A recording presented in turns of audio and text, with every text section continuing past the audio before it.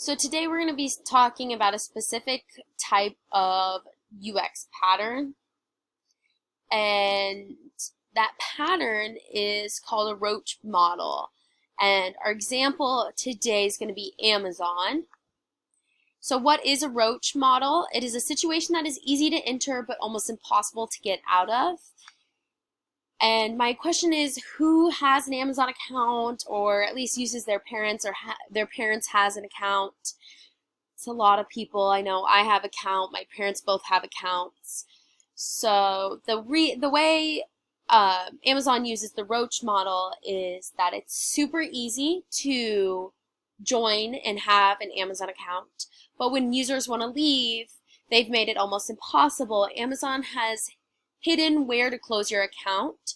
So you would go into your settings and you would maybe go under account, but then it's nowhere to be found. So there's multiple places where you would think it would be, but it's actually not, making it harder for you to find where to close your account.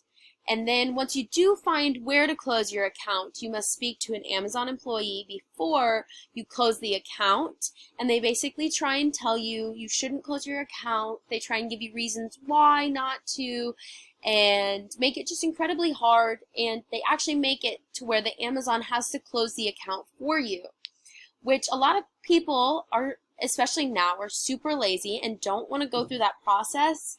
So once they even start looking for the delete Amazon account, they can't find it and they give up.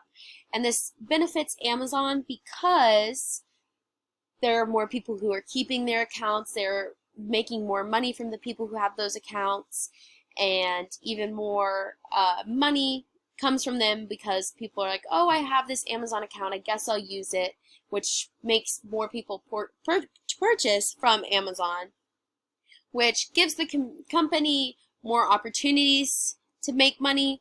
But in the long run, it is very bad and users don't appreciate it, and it can drive business away.